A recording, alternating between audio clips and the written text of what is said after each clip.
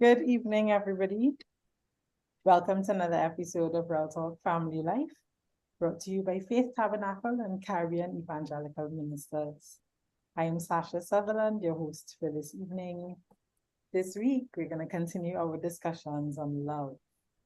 We previously covered whether love was an emotion, and we're hoping that tonight we can address when a man loves a woman and how we learning to love God. We remind everyone that our interventions for the remainder of 2023 are based on the biblical passage of Titus 2, related to doing good for the sake of the gospel. For those of you on Zoom and YouTube, we encourage you to use the chat features to engage with our speakers tonight, who are Reverend David Chandler of Shekinah Place and Ms. Carrie Providor. Ladies and gentlemen, good night. Welcome back to the program. May God bless and guide you through this next hour. I want to invite you to give greetings to everyone and make an opening statement on men loving women and vice versa generally and within the family. I'll say ladies first.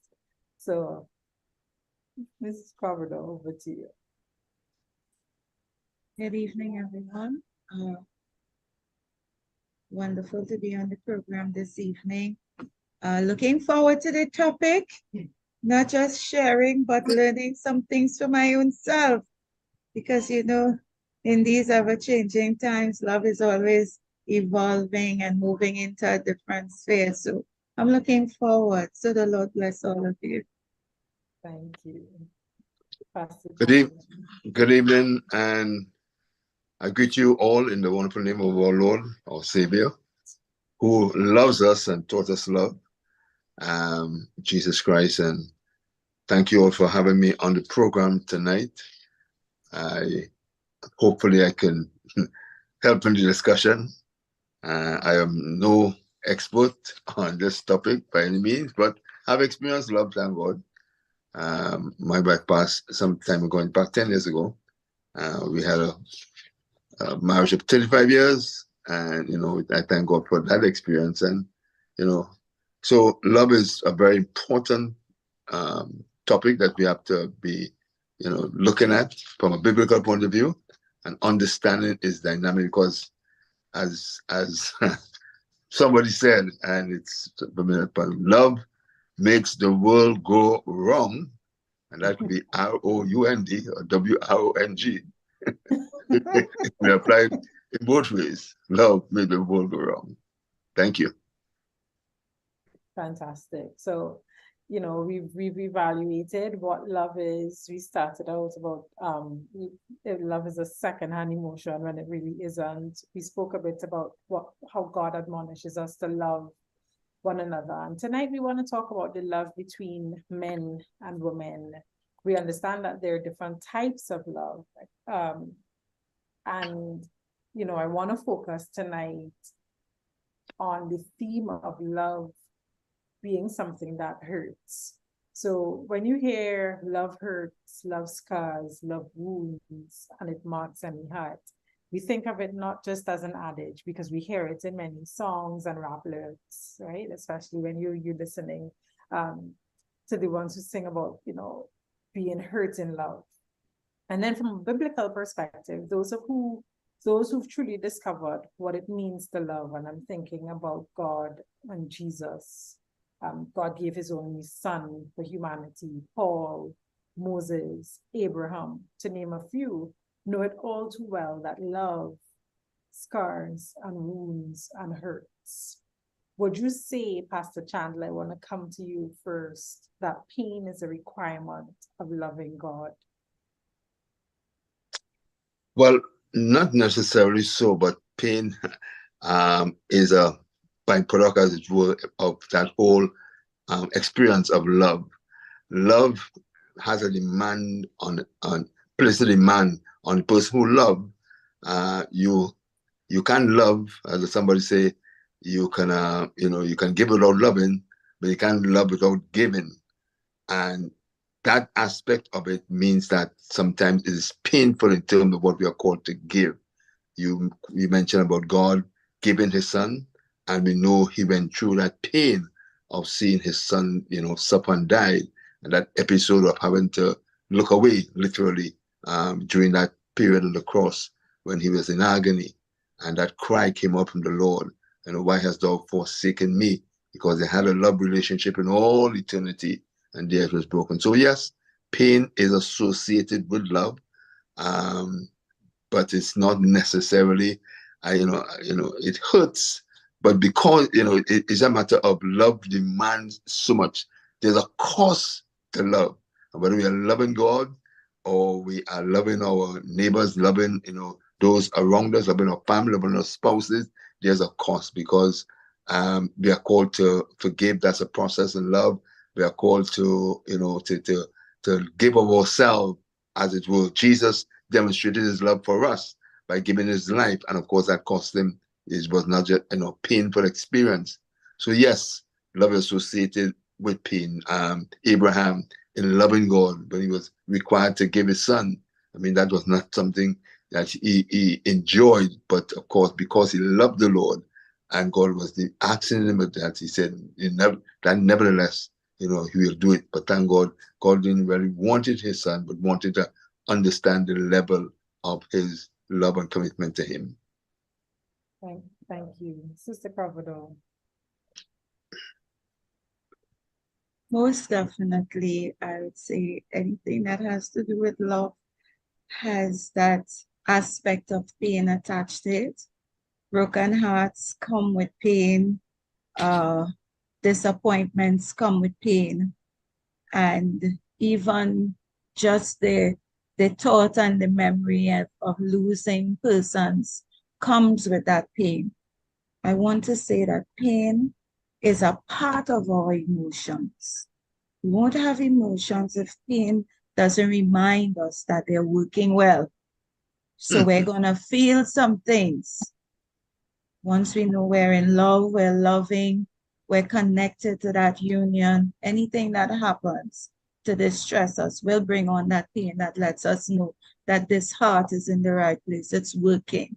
Even in our relationship with God, we find there are moments in time when things will hurt. And we go to God and we say, this is painful and too much to bear. And I need some kind of reprieve or resolve to help me in order to get rid of it or to settle it, or at the ending of the day to at least cause it to subside a little so that I can function. So we can't say that we would love and have emotions and not have that aspect of pain attached to it. Thank you. So I want to go to another song then. Percy Sledge says, when a man loves a woman, can't keep his mind on nothing else. He changed the world for the good thing he's found. If she's bad, he can't see it. She can do nothing wrong. Do you think that description of a man loving a woman still holds today? Pastor Chandler's laughing. Go ahead. Well, of course, the songwriter, they poetic license as they express these things. But of course, love can have that effect of making us, very, I won't tunnel vision, but we get very focused on the loved one and wanting to please, particularly when we are in the process of pursuing that individual, when you're in the process of establishing that relationship. That becomes our focus.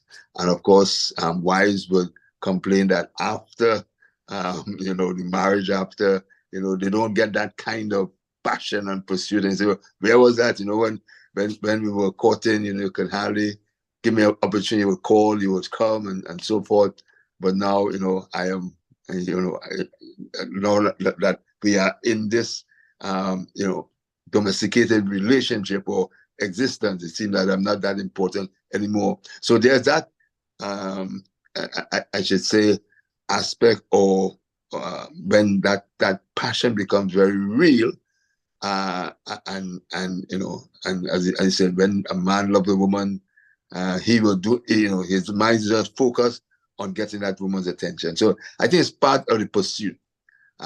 Unfortunately, after we have achieved that, many of us do not continue making the world feel that, we can't live without you. It's almost like marriage was the finish line, right? It Like once you seems got to so, marriage, unfortunately. game over. Sister Cravador, you want to respond to that? Because I want to add, if you think love between the sexes, between men and women, was more meaningful, say in the last decade or half century than now, are we seeing a difference in the way people are loving? When I listen to the words of the song, it speaks of a vulnerability where love is concerned. And we put our hearts out there, and that vulnerability steps in. And what I want to say is this. I think it still holds, but not with the same measure of weight. It's changing. I am looking at the generation now and I'm saying they're not keen on this type of music and lyrical content. And they're going to say that's all people music and they don't want to hear that kind of stuff. And when you look at what is happening, why I said it doesn't hold the same measure of weight, because love and sex and relationships, they've changed so drastically in the last few decades. How people look at dating and marriage and sexual commitments. The definition of dating has changed from generation to generation. I'm looking at dating in my time as opposed to dating now. And even the age gap has changed in terms of when children were allowed to date in my day, as opposed to now. It's younger and younger, but it's coming with fewer commitments to each other. Marriage has also changed to the point that people are putting it off longer. The generations are now becoming more promiscuous. Intimate partner violence and all of these things have stepped in so forcefully. And now we have what we call the hookup culture. I didn't know that that was a thing now. It's the hookup culture. And so that began to push relationships and romance into this transition and change how we look at love and dating and marriage. And so consequently, a man loving a woman and vice versa has changed so drastically that it's now affecting the younger generation and how they see love and relationship. So I'm going to end as I started. It still holds, but not with the same measure of weight. I love how you talk about the hookup culture versus courting, because it's Christmas season, right? And so Hallmark is on 24/7 on my TV. And I saw this meme the other day. Do all the Hallmark movies end the same way? Yes, they do. But I'm going to look at every single one of them just to make sure. And there's this idea that you look into the person's eyes so lovingly, and there's not this, it's not about sex. It's just about making connection, and families are involved. And, when you date someone, you're marrying into that family, etc. So an interesting contrast. Pastor Chandler, do you think there's a difference? Well, love is love throughout the generations, but as was expressed by our sister, that level of commitment is not there. I think the younger generation don't have the capacity to enjoy in terms of a long term, and anything they do, whether it's a job or whether it's a relationship. That long-term commitment seem to have escaped them. So temporary and quick fixes, the microwave generation as well, that everything at the press of a button, that has just come up. And so the love has translated to so many things, that loving the gadgets that we have come so much part of us. Loving music and being very into the worship of musicians and sportsmen and women, etc. So it seemed that the whole question of love sometimes get confused, and in other kinds of of attractions that pull at us. So that focus on building a relationship with that one person, even in a marriage, even in a preparing for marriage in terms of a romantic relationship, boyfriend, girlfriend. There's so many, distractions or other attraction that pulls on us. So even, yes, a man loving a woman, young man loving a young woman, they will do strange things. Unfortunately, it will lead even to our time of rejection and suicide that has happened.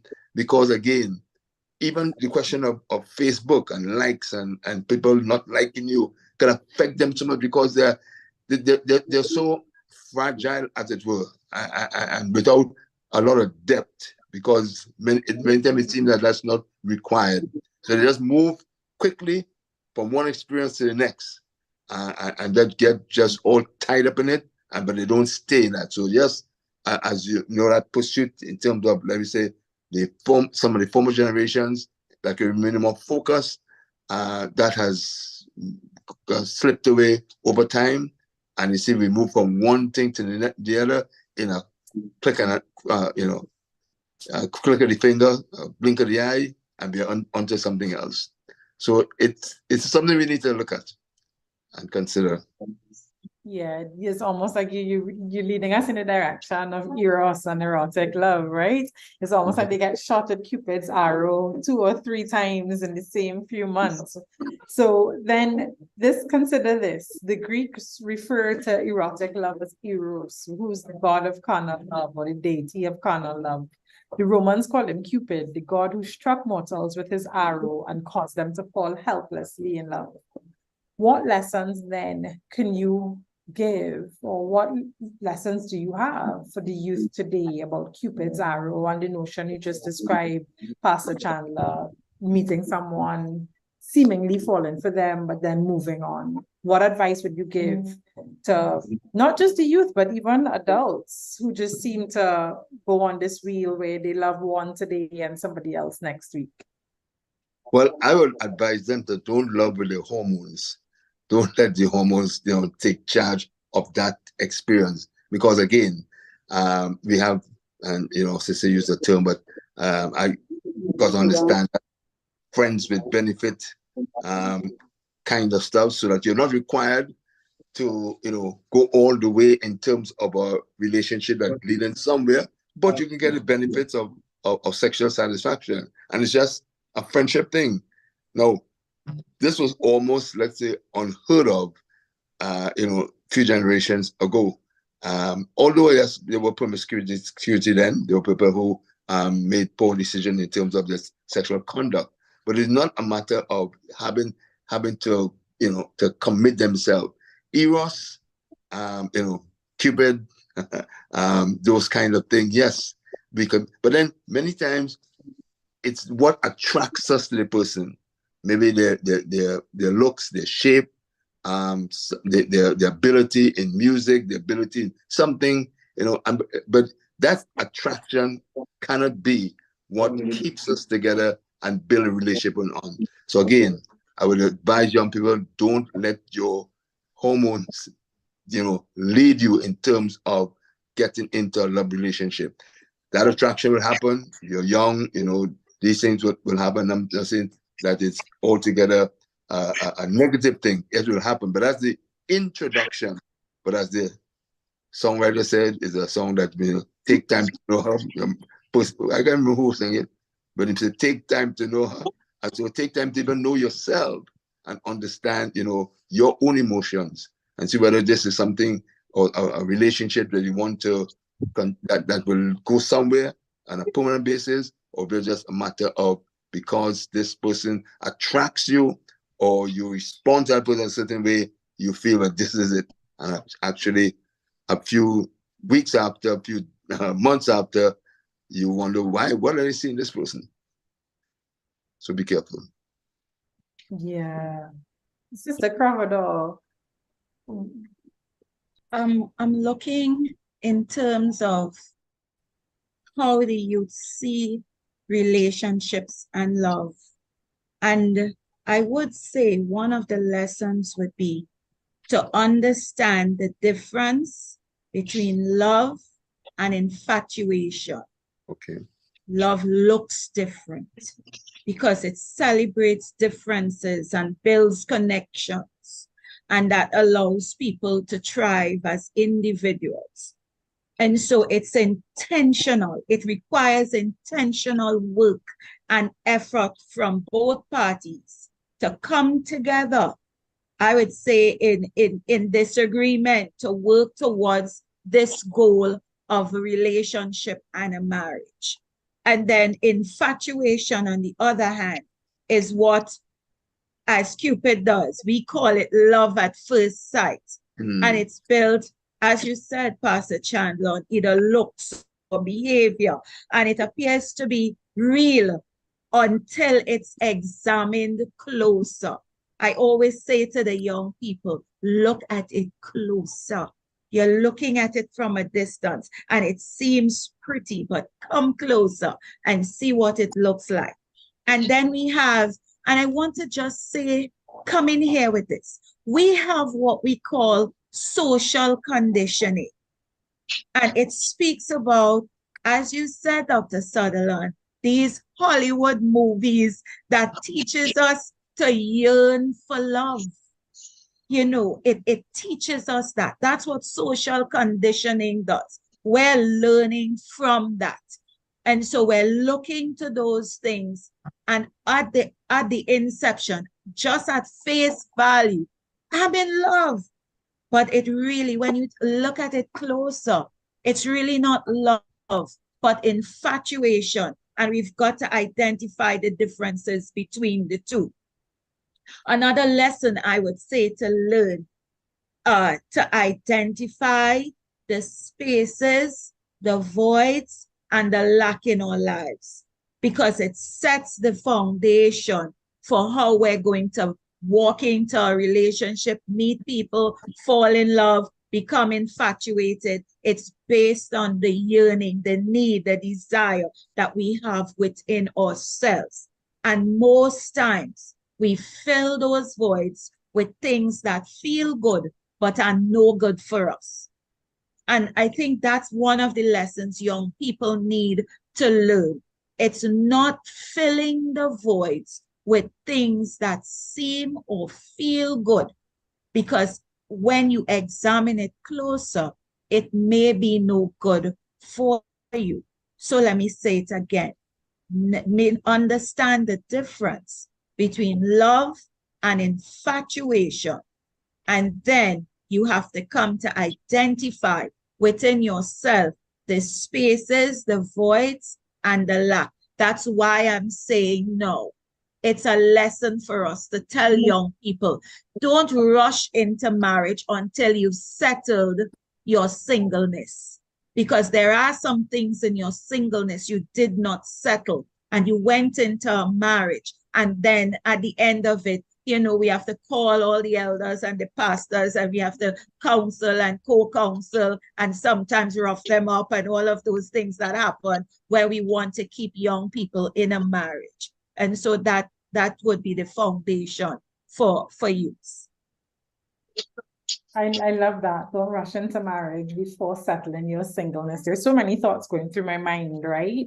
There's a comment in the chat that I'm going to get to, but it almost seems, based on what you both have just said in terms of love versus infatuation, and looking at the hurt, and it's sending us to fill the void with things that are not good for us. And again, going back to the whole concept of Cupid's arrow and the first person you see in, do you see that as being a link between the increase in same-sex attraction, for example? What do you think about same-sex attraction and the whole idea of love at first sight? Because I'm thinking that some people have been hurt by loved ones within the home. Some people have been hurt by their heterosexual partners.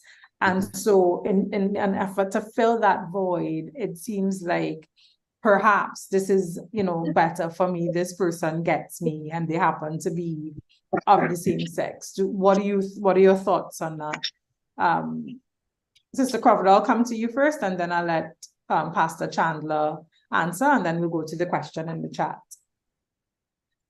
So why are you seeing someone of the same sex is the question.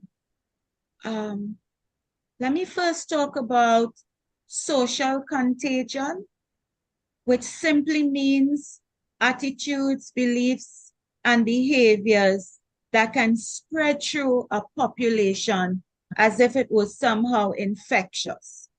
Let me bring an example to social contagion where when we were going to school, everybody wanted the Nikes and the Adidas. Everybody wanted that. Everybody wanted the old school, and it was like a virus. So we all wore the same things. And in terms of exposure, just exposing yourself sometimes appears to be sufficient for that transmission to occur. The influence of the media. Let me get specific now. The influence of the media through the various social mediums and movies and TV shows, the influence of pornography, and not forgetting how all of this is reinforced by role models in the media, the actors and actresses and music icons who are now setting the standard for relationships. These are the influencers of today who are saying these same-sex relationships are okay. You have the freedom to live and love whomever you choose, even if it's a person of the same sex. And I think we must realize that freedom is not living without restraint. Let me say that again. Freedom is not living without restraint.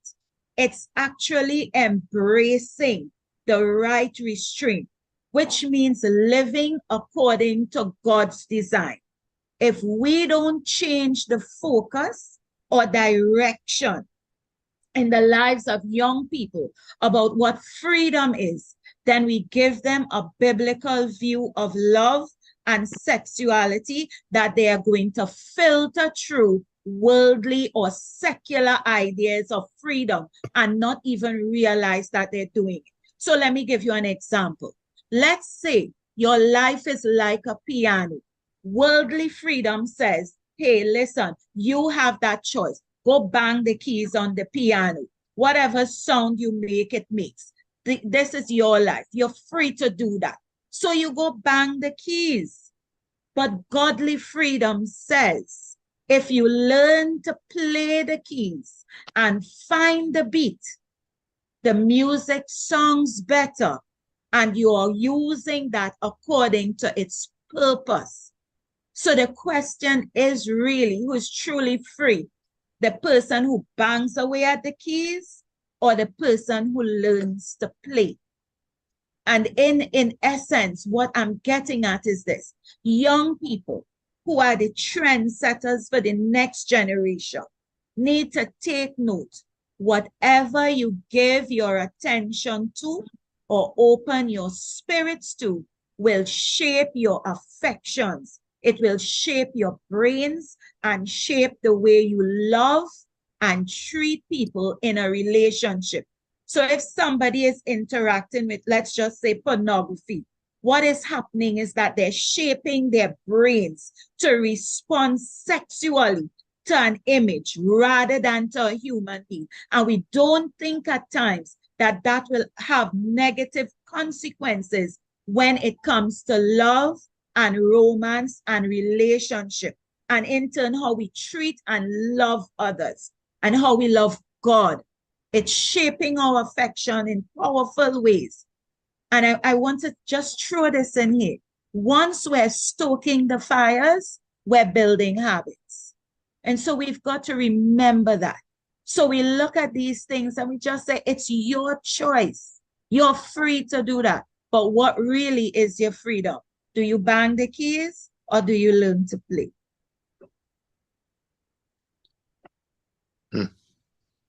Interesting. We started the discussion talking about love and the fact that love hurts. there's a price to pay. There is, those kind of challenges that face when we are in a love relationship. What it calls of us, the demand it places on emotion and at aspects of our lives. And to a great extent, of the younger generation apparently do not want to go through this hurt and go through this kind of experiences. They believe that, okay, it must always be on their terms. But of course, life is not like that. The other factor we see is social media, and also talk about this social conditioning. And because social media, where there's not a private life and a public life, but apparently everything is being lived out in public, and everybody wants to be not competing or fitting in. So we get the models that we see, the model that present themselves to us through the media, through friends and acquaintances, in the whole environment, that seem to be endorsing this kind of lifestyle. You mentioned about homosexual attraction, and again, the merging in terms of right and wrong. All love is not valid love. People say, well, because I love him or because I love her, it doesn't matter. It doesn't matter, if it's right or wrong. It doesn't matter if somebody's husband or somebody's wife. It doesn't matter if it's somebody of the same sex. They claim that love is love, and of course, it can be lust. It can be just trying to get, somebody to fill a void that you would have experienced, and expecting that person and demanding that person be there for you in that capacity.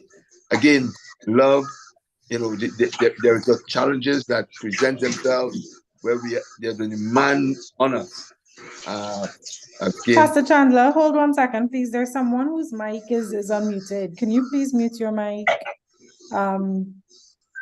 Because it's going to affect not just the participants on Zoom, but those on the YouTube channel as well. Pastor Henry, I sent you a private message. Can you please mute that mic for us? Hold 1 second, Pastor Chandler. Sorry about that.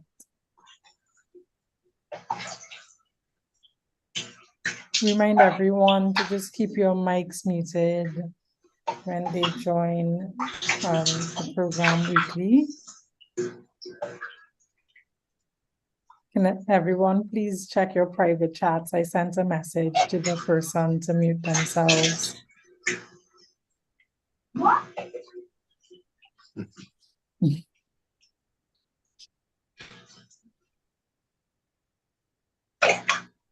Dr. Sutherland, somehow I'm not picking up the person whose mic is unmuted. Yeah, Marilyn Frederick. I didn't want to say the name, and Okay. I don't have the muting privilege, unfortunately. Okay, I'm sorry. Thank you.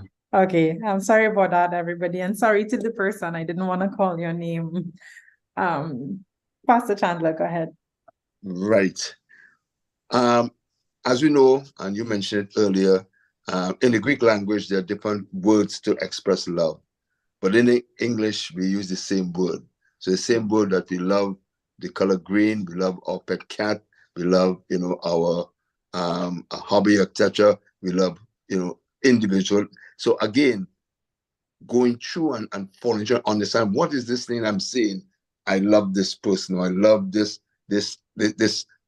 thing, this game, or whatever it may be. But apparently, because it gives us a certain sense of fulfillment, we label that as love. So love has no distinction. The Greek will of course tell us agape and philo and eros, and understand there are different dimensions of love. And I believe that somehow we need to translate this to this generation, understanding that not because you label it love, it means the same thing as what, a love that will build a lasting and a meaningful relationship on. So again, careful the social media, careful that as an information source, and use that to validate ourselves as individuals and understand, because and of course the peer pressure, that because I need to have something going on, because everybody has something going on. So therefore, before none, or somebody say any. And of course, that's so dangerous. Fantastic. It leads us right into the next question. And I think that's such an important point, understanding the dimensions of love, because perhaps that's where the challenge is coming. I feel this great affinity for this person, and so there must be love. And because we speak, as you said, in English, love encompasses everything, and we don't see that there's a differentiation, or that what we might perceive as this deep love for someone might actually be a commitment to that friendship, and not that this is the person you want to spend the rest of your life with. We have a comment and a question. So Pastor Griffith, good night to you, is just saying what we expose ourselves to in terms of social media and on television, we soon act out without thought. So just summarizing a part of the discussion. Pastor Emily says one of the offshoots of the current love life that was being spoken about earlier when we talk about, just going from partner to partner is polyamory, a consensual relationship between many partners. And he's asking, what do you say to the youth about polyamory? So I'll just leave that for any one of you to respond to. And for the audience, polyamory, it's a consensual relationship between many partners. So basically having an open relationship with different people, not so much polygamy, but moving from partner to partner. What do you say about polyamory? Loving in quotations, different persons at the same time, but with the consent of the other persons involved. Right. So think of Will and Jada. For those of Right. Well, I mean, of course, there's a dimension of that, the spiritual dimension to that. The enemy of our soul has corrupted the minds of persons who, feel that what they're into is real and feel that this makes sense. And of course, they fall through on it. I mentioned a while ago about friends with benefits, and that's part of that whole social dimension. You have this, and it's part of what people identify, believe it or not, as safe sex. So you have a safe sex circle, as it were. So you know that these people within that circle have certain behaviors that you're safe to enjoy that kind of loose and open relationship. But love and the love that we are advocating, the love that builds a relationship into lasting marriage, etc., is exclusive. It's difficult, and although people say that it happens now, to love two persons to that extent. Jesus said, it's impossible to have two masters. You either love the one or love the other less. You cannot do it. The Lord said can't do that. But of course, it's not about love. It's about satisfying a need at a particular time. I saw I think it was a movie, but I didn't watch the whole movie, but about a young woman who apparently she followed this polyamory kind of lifestyle. And she had about 4 or 5 persons in her life. And somebody challenged her, well, how come you been having? It's well, with Mr. A, he is the one who provides my money and whatever. Mr. B, because of the intensity of the sexual experience, he's the guy for that. Mr. C, well, I have somebody to talk to and understand me, etc., etc. So again, there are these niches that she have established, and that become a thing, and she's satisfied with that. But of course, it undermines what true love is. That person can never get to that place of having that exclusive relationship that makes everything else. The Bible tells us, Songs of Solomon, many waters cannot quench love. A man will give up all that he possession to acquire and to pursue that one true love that so many have not experienced. Sister, you want to respond? Or Yes. It would be very important to note that there is no such thing as casual sex. That does not happen. So every time we connect with persons on that intimate level, we leave a part of us and we receive a part of them. So there isn't anything called casual sex.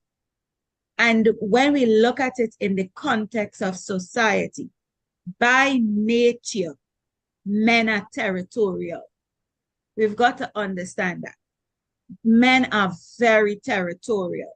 So when women put themselves in these poly relationships, what happens is it builds the ability to become territorial. And out of that, we have so many things happening. Men killing women, you know, and violence, intimate partner violence, and all of those things come out of it. Why? Because there isn't anything like casual sex. We don't just do these things and walk away. It's going to have residual effects in our system. It wasn't God's design for us to live like that. It was never God's design. I know there are some people say, but no, they had that kind of relationship in the Bible and all of that. But then it changed. It was in the context that God meant it to serve its purpose. And after it served its purpose, now the scriptures are coming to say the husband of one wife. And so we've got to look in that context to see why, because it's a safeguard for us against the ills that will come in to destroy lives and mess with emotions.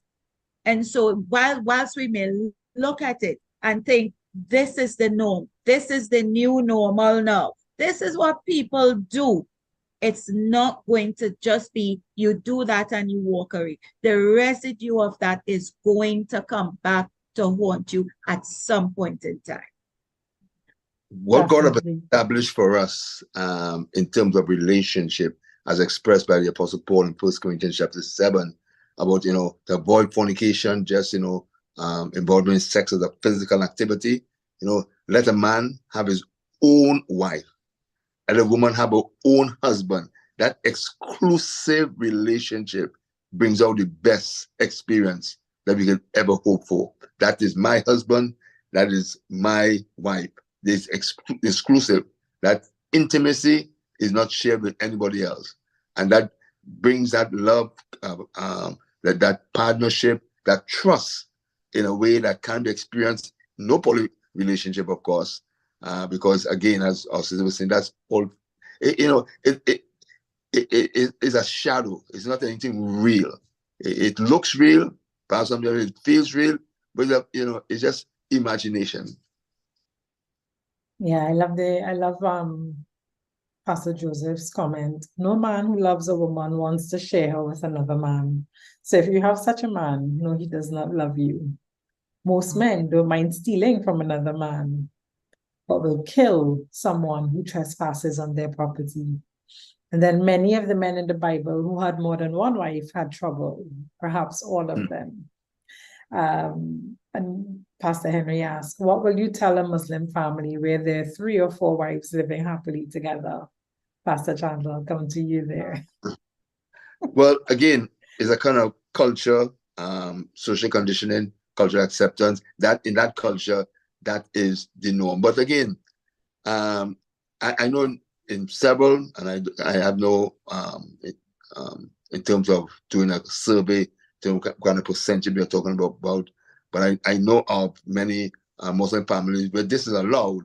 They still have just one wife and one husband, well, one wife, because the wives are not allowed to have several husbands. Again, so it's because of the cultural setting of that religion allows.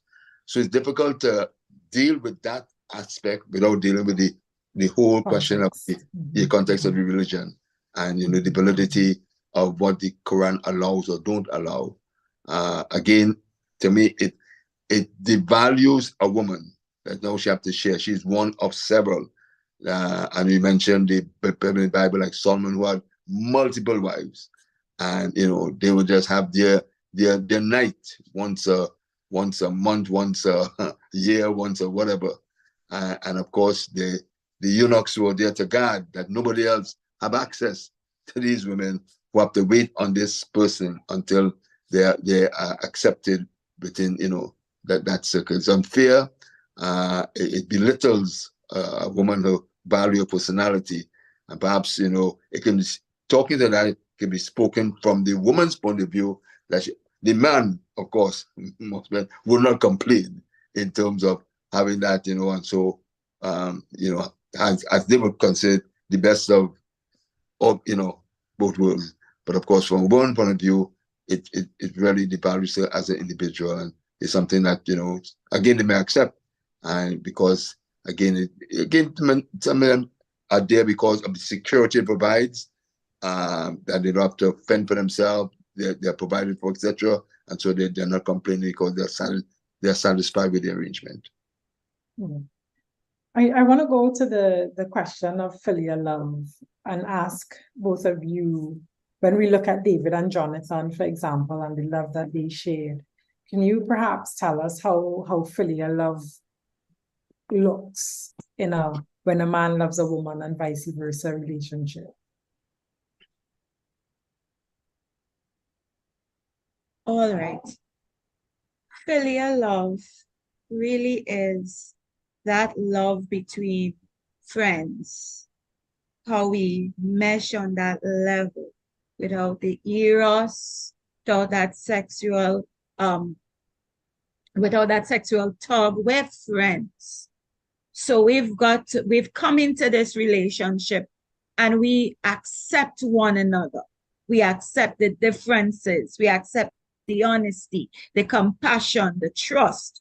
It's all about genuine care and concern for another person. We saw it in the relationship with David and Jonathan, especially when David became king. And he sends for Mephibosheth, and he says, no, I've got to take care of you. You're going to sit at the king's table. And that came out of that loving friendship that he had with his father. We take that now in the context of when a man loves a woman and vice versa, that relationship. It's all about genuine care and concern for another person. It's about bonding on a level that's not shaped by the eros. We've bonded on a different level, but yet it places focus on what you're getting and I'm getting out of the relationship. I like to say to people, pursue this kind of friendship, because what happens is you share a deep connection with the other person. This form of friendship, this takes a relationship to a deeper level. What happens when we are best friends? We share these things, we connect, we can talk about everything. And then this friendship evolves into a relationship.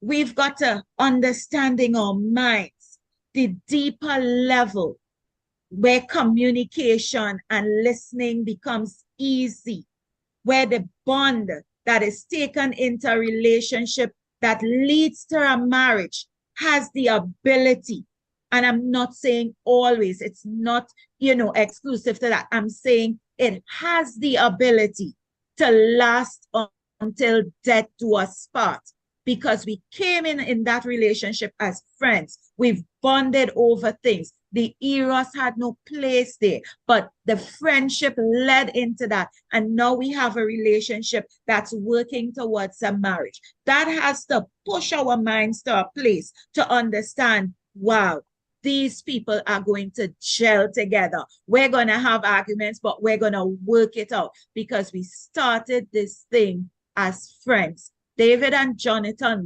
loved each other. And I mean, love to the point where they were looking out for each other. I tell you what's going on. I can safeguard you in situations. And now we're bringing this into a relationship between a man and a woman. And we're saying, find the friendship. Work on the friendship and let it lead towards the relationship and the bond we're saying has the ability to last a lifetime. Well put, my sister, and I can't agree with you more in terms of philia being a foundation of love, romantic love. It should start. I always encourage couples when I counsel them preparing for marriage that you need to be friends first before you become lovers. You need to, as you say, understand that person and be able to be trusting that person with your life, as it were, all your secrets, the intimate things about yourself, you'll share with your friends. And of course, not all friendship is intended to lead into eros or lead into, but having that ability to have a friend and putting a friend in someone that you want to spend the rest of your life with is the best foundation for a romantic and, eventually a marriage relationship. The question arises, can you love somebody and don't like them? And I know of several relationship, married people, yes, I love him, I love her, but I don't like them, because you have very little in common in terms of your conversation, in terms of your trust, in terms of, and there could be different reasons for it, but you like your friends. That's a character of friendship. That people you want to hang out with, you want to spend time with. But it should be the person you want to spend most time with is the love of your life.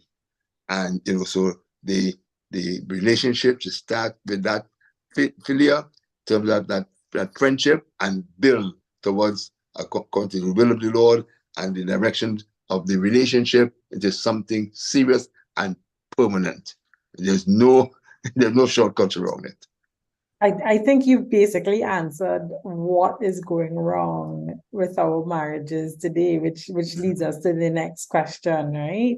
I think a lot of us are going into this thing with eros love and not filial love. So after a few years, you're kind of like, what am I doing here? But let's pose the question.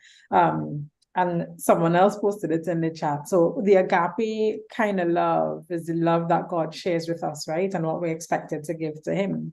But in today's world, 20 to 25% of Christian marriages, not worldly marriages, end in divorce, with a higher percentage reported among millennials and younger generations of believers. So the question here is, what are we doing wrong? The actual Christian divorce rate in the Western world, according to Pastor Henry, is 38%. What can leaders do to correct this destructive situation? Pastor Chandler, I'll start with you. Well, it called for thorough preparation, working with a couple preparing for marriage and being very open and frank, nothing taboo. So our counselors, our pastors, or spiritual leaders have to be at that level where we are able to help the couple lay a firm and a good foundation. Of course, even with that, and unfortunately in my ministry, I've seen persons that have been through counseling with, and felt they were at that place, they're ready, and then 4 or 5 years down the road, the marriage didn't last. You take it kind of personally, they didn't miss something. But of course, we are not to live their lives, but help them in building the foundation to do so. Again, on understanding the biblical perspective of love and that demands being willing to forgive. And again, that's an area. Again, there was that transition in the church. That there was one time when the boss was, I would say, not allowed. You would say, and so you have to work through whatever it is and make it work. Of course, that wasn't always healthy and positive, because some people have to live in abuse, which is wrong in any count. They have to live with, with infidelity and other things like that. And so people were forced to exist in a toxic, relationship. And so I'm not advocating for that. But we have gone to the next extreme where divorce becomes so easy, and for any reason, and people don't want to go to the way of forgiveness and reconciliation and working through the challenges that any relationship would have as a byproduct. Conflict happens. Conflict is not necessarily a negative thing. I always say conflict in a relationship is like pain to the body. Conflict indicate something is wrong, just like pain indicate something is wrong. And of course, we have to address it. And if they're not addressed properly, that could have a very destructive effect on the relationship. So therefore, conflict resolution is very important to work through. How do you resolve conflict? It not necessarily avoiding it. But again, the premarital counseling, I think we have to go back to that, look at our curriculum, see what we are missing, and understand. And then we need to do perhaps checkups after a year, after whatever, and work with the couples, not just before marriage, and everybody's very eager then, but after they get into relationship and working in terms of even married couple themselves. The Bible tells us, and Paul was saying concerning the older woman, that one of the things that they are required to do is to teach the younger women how to love their husband and to love their children. And that's interesting. How do you teach persons to love?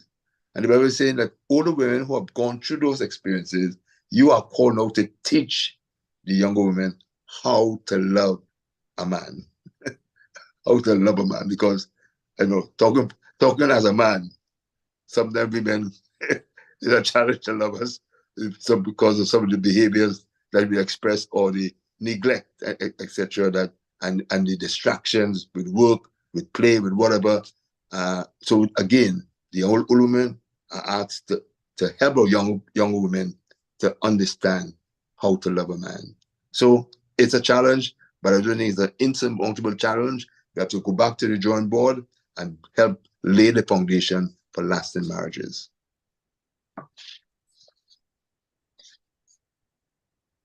Sister Kavanaugh. Thank you. As Christians, how should I put it? As Christians, it's important to recognize and to teach our people in the church that marriage is about a covenant. Mm-hmm. This blessed union, it's a vow not to be taken lightly. People seem to be throwing vows around, but the Bible says, make your vow to the Lord and keep it. Mm-hmm. And so when it comes to vows, they're not things that we take lightly. Whilst divorce rates amongst Christians are very high, worryingly high, there are ways that we can fix it. One of the ways is making sure that couples are properly prepared for counseling and in counseling so that they are prepared for the marriage relationship. Godly counsel must look at teaching about communicating with each other. As Pastor Chandler said, ways to resolve conflict and build the necessary foundation for a solid marriage. And that includes letting couples know that they may not be candidates for marriage. I think sometimes they come to counseling and because they've set the date and they have all these plans, we find it so heart-wrenching to tell them, you're not candidates for marriage. And I say may because it's not always possible to have them delay, because sometimes they come for counsel and they may be told you're not candidates, and they go and they find somebody else to marry them. Mm-hmm. And then the problems come in, right? It's also about doing individual counsel to work on what I call the possible red flags that may have been picked up in couples therapy.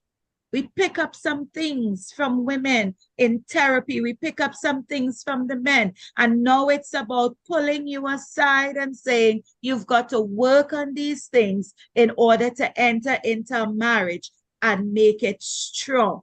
Strong marriages don't just happen. They take work and preparation, and that maximizes the chance of a successful union. And that's important. so that you take an active role in maintaining a healthy marriage, being able to work on what is happening in my life. In that direction I'm going is like, two of the pillars of any marital relationship should be communication and respect. And we've got to be able to enforce that in therapy to say, listen, if that's not happening, then you've got to work on some individual things. May I just add here? Because as I see it, when I look at relationships between couples coming for therapy, and the woman will sit in therapy and say, he doesn't talk, and that seems to be okay. So let me put this in here. There are no strong silent types in the kingdom when it comes to men. There are no strong silent men. The Bible doesn't give credence to that. If even we start from the book of Genesis and we come down, men were always designed by God to be the communicators. Adam, where are you? Called him. Answer for you and your wife. Men are supposed to be the communicators, the one who come in. What's happening? What's wrong? What's going on? How can we fix it? So when it comes to a marriage and relationship, you can't walk into that relationship and say you are the strong, silent type, and your wife is beating the air asking, what's wrong? What's happening? And you're sitting there because you're the strong, silent type. Then it's not a godly principle. You've got to be the communicator, the one who stands watch, the one who is at the forefront of the relationship, ensuring that all of the pillars are connected and working together. And that makes the foundation for counseling couples who are entering into a marriage in order to take up the leading roles in the family. Men, you are no longer allowed to be silent. You've got to communicate. And that has to be presented as we counsel couples so that when any situation happens, they are able to talk about some things. Women are emotional. We understand that. So they're going to give their 2 cents, their 2 pence, however we say it. But men, you've got to step up and communicate, because that's a part of your role. If we do these things in therapy, in counseling, it makes for a stronger marriage, a better marriage, a stronger relationship.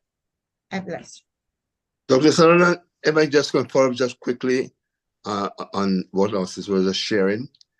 I think we have to face a fundamental fact. And as a pastor, I'm always aware of the fact that I am not a professional counselor. I have some training in that area, but I am more a biblical counselor, and I'm not putting one above the other one. And so there are persons who will come to me, and going through the interaction with them and the individual a couple, I realize I need to refer them to a professional who can help them further on. It is seen that there is a kind of default understanding that because you're a pastor, you are the premarital counselor. And it's not always, we don't always have that capacity to do so. But you go there and, you share a couple of scriptures and, talk a lot of platitudes and think that you have laid a foundation when you haven't. So I think we have to come to that place where pastors, or with better capacity within the church for professional counselors, and not necessarily causing, a financial strain on the couple, but person within the congregation who have that capacity and assigning them as the premarital counselors to help marriages, on that foundation. But not because I'm the pastor, I have to do all the counseling. I realize my limitation. Thank God for the experiences that He has given me, but I am always open to refer persons to people who can help them in areas I am not equipped to help them with. Thank you. Thank you. I mean, it's 8:37 and we're going to wrap up, but I'm sure Pastor Henry is thinking we need to have a part 2 on this one, because I feel like we just got to the place where people need help, especially when you think about the percentages of marriages that are going through trials and tribulations and struggles. And, I was listening to, what y'all said earlier about young people, and I don't think it's only young people. I think they're the more mature, more experienced among us who also don't have what we like to say as younger people, stickability, right? We don't endure, and things get too hard and we want to run away. I'm listening to Make Your Vow to the Lord and Keep It Up. And, you spoke about money just now, Pastor Chandler, but, the Bible tells us where a man's heart is, there's his treasure. And so it's almost like we don't want to put in the work, and we don't want to spend money for the work. We want the freeness. We want the freeness in church. We want the freeness in marriage. We want to clap at mediocre performances in church, but we'll go spend money to watch Beyonce and some of the bigger names in the industry. And I want to thank y'all for being open and honest about these answers. I mean, that's the standard that we've set, but I think that's what people want to hear. How do we change? How do we make things better? I love the thought about communication and respect. Pastor Samuel said in the chat, you have to be willing to forgive. If you can't forgive, then, you will not be able to love right. That there's no strong, silent man. And in Caribbean society, of necessity, women have taken the lead. Yeah. But I am sure if we were to ask every female on this chart if they wanted a strong male provider, protector, they would say yes. Because a strong male provider, protector is not necessarily going to tell you stay home barefoot and pregnant. They would be able to provide and protect your family and still be able to cheer you on as you do, what you think is best for the family as well in your professional area. I like, Pastor Chandler, your admonition to other leaders to refer people to professionals when you don't have the capacity to do it yourself. Because at the end of the day, it's not about us and our egos. It is about the body of Christ and being able to show the world what the covenant, what the vow is supposed to look like. So tonight, I just want to thank everyone for staying on. We are definitely going to propose a part 2 of this conversation. Every Saturday, we're here 7:30 to 8:30. We're going to continue with love throughout the year. We want to start delving a lot deeper into what that word really means. And I want to encourage everybody to go look this week at the different types of love and how that shows up, so that perhaps we are better prepared to counsel others when they come saying, I'm in love, or I think I've fallen in love, or I've fallen out of love, So thank you all for being here tonight. I want to welcome back Pastor Henry. He was away on business for 2 weeks. Pastor Henry, over to you to wrap up. Thank you, Dr. Sutherland, and what a subject this evening. And I want to thank the panelists, Pastor Chandler and Sister Crovidor, very much for your contribution to the topic. Those of you who are planning to get married and somehow you want some information, go to Amazon.com. The book is out there, Ready for Love, How About Marriage? And start reading the copy. Start reading the book. It is so important. Preparation is so important. Pastor Chandler said something a while ago, and I know what the experience is like, Pastor Chandler. I did my best up to the early 2000s, 2005, thereabout, counseling people for marriage on a pastor. And then I sat down in a 3-year course, a bachelor's program on in counseling. And then I realized, boy, you were doing some things really wrong. It's only the grace of God that helped people through those marriages that you encourage people. Didn't know anything about what it means to have a personal mission statement. And that's where it really starts. I mean, and so I think, Dr. Solana, we're going to have to come back to this subject and talk this whole idea of love, dealing with conflict management, dealing with crisis management, financial management, because those are some of the issues that really cause the divorce, because people go into it and they don't have a clue as to how to deal with those issues. And then when they get there, they just want to, everybody wants to do their own thing. So plan to join us next Saturday evening. We have another discussion on the topic of love, and we have two interesting panelists who would be sharing with you. And so you do not want to miss this program next Saturday, God's willing. Thank you again for joining. The Lord bless you. Have a wonderful evening. Thank you again, panelists and hosts, and God bless you. Remember, this is, we used to present it from Faith Tabernacle. A number of ministers, including Pastor Chandler, a number of other ministers have come together to share the program, and we beg you to invite your friends and others as we continue to help to build shatterproof families one brick at a time. Good night, everybody, and have a wonderful evening. Good night, everyone. Samuel. Good night, Hi, everyone. Ronald. Ronald, while everybody's logging off, a message to everybody to please send your